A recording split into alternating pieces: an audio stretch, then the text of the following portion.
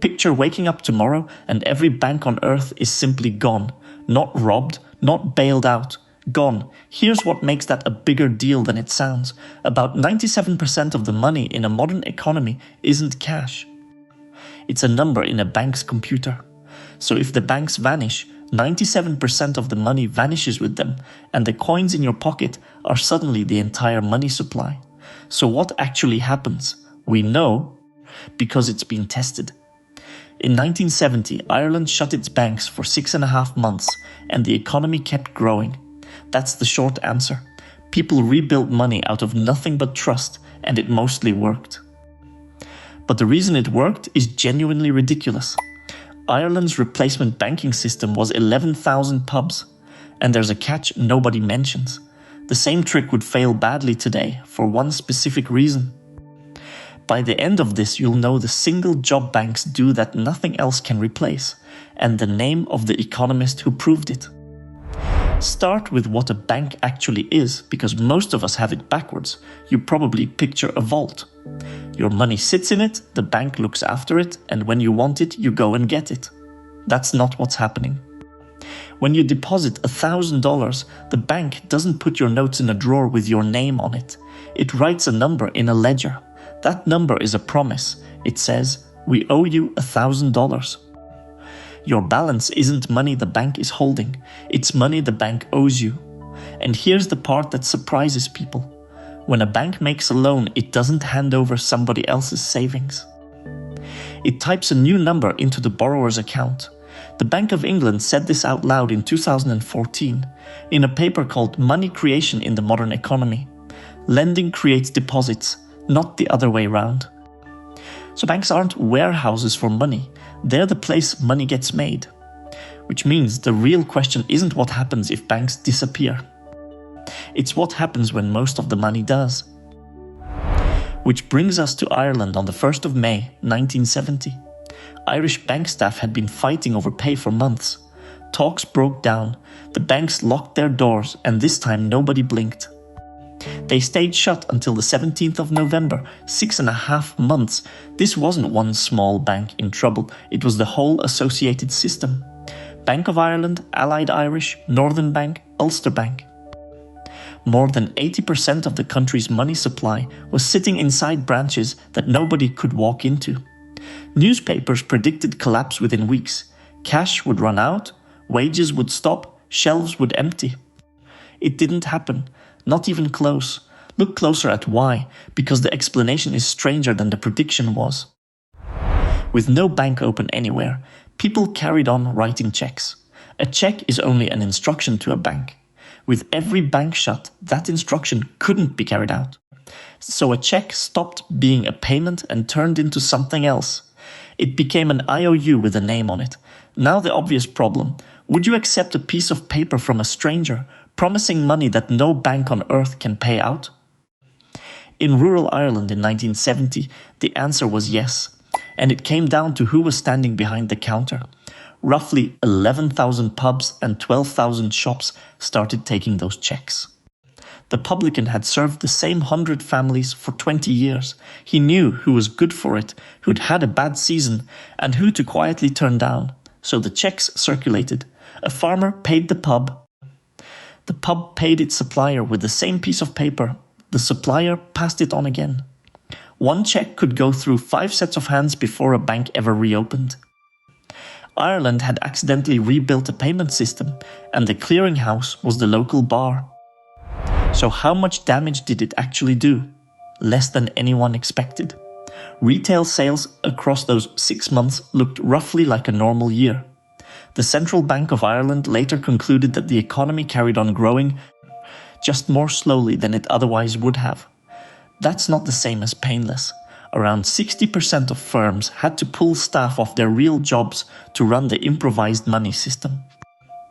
Big companies quietly scaled back their plans for the year, and the paperwork was staggering. When the banks finally reopened in November, they were handed a backlog of roughly £5 billion in checks that had been written, traded, and never processed. It took them until February to dig out. Here's what that number really tells you. £5 billion of an economy ran for half a year on paper and reputation. The banks weren't doing the work. The trust was. That's the trade Ireland made, and it sets up the next part. An economist at Trinity College Dublin named Antoine Murphy studied all of this and published it in 1978. The paper was called Money in an Economy Without Banks. His conclusion is the important bit. The system held together because of information. Irish people could judge each other's creditworthiness from what Murphy described as a vast pool of shared knowledge about who could be trusted with what. Think about what a bank really sells you. Not storage, not an app. It sells strangers a reason to trust you. A credit score, an account number, a cleared payment, all of it is a substitute for personally knowing someone. Ireland in 1970 didn't need the substitute because it still had the real thing. Small towns, people who stayed put, everybody drinking in the same 3 pubs. Now it gets interesting because that pool of knowledge was the load-bearing wall. Take it away and nothing else in this story stands up. So run the same experiment again, but run it now. Your paycheck doesn't arrive as a check you can hand to a barman. It arrives through the automated clearinghouse network, which moved about $93 trillion in 2025. Your rent leaves by transfer. Your groceries go through a card reader that has to phone a bank and ask permission. And nobody in that chain knows you.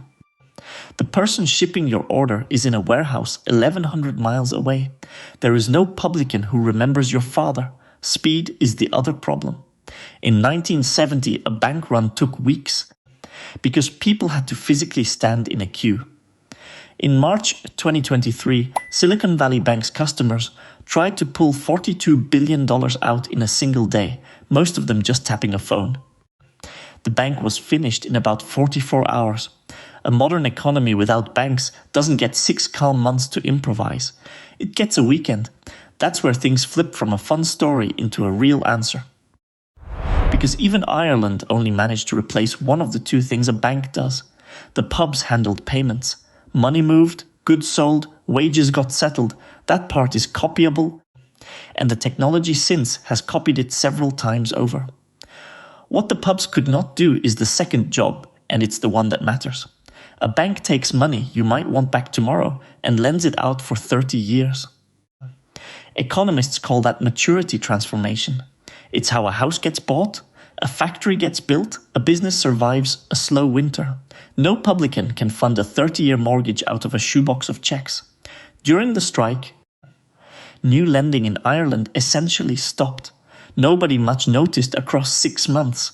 Everybody would notice across 6 years. That's the catch. Banks disappearing wouldn't stop you spending, it would stop you building. And history shows what that looks like when nobody chose it. Ireland picked its blackout. The United States didn't. Between 1930 and 1933, more than 9,000 American banks failed. Around 4,000 of them went down in the months right before Roosevelt took office. In March 1933, he closed every bank in the country for several days, purely to stop the panic. What came out of that closure is the thing standing between you and the Irish experiment right now. Congress created federal deposit insurance the same year. On its first day, it covered more than 12,000 banks and about $11 billion of deposits. Deposit insurance isn't really about your money. It's about your nerves. It exists so that you never have a reason to run, which is exactly why runs got rare. So the honest version of the answer is this: banks don't survive because they're safe. They survive because we built an enormous machine to make them feel safe. One sentence, then. If every bank disappeared, you'd improvise payments faster than you'd expect and lose the ability to borrow faster than you'd like. And it's the borrowing that would quietly shrink your life. That's worth carrying around because it changes what a bank is to you. Next time you look at your balance, you're not looking at money in a vault.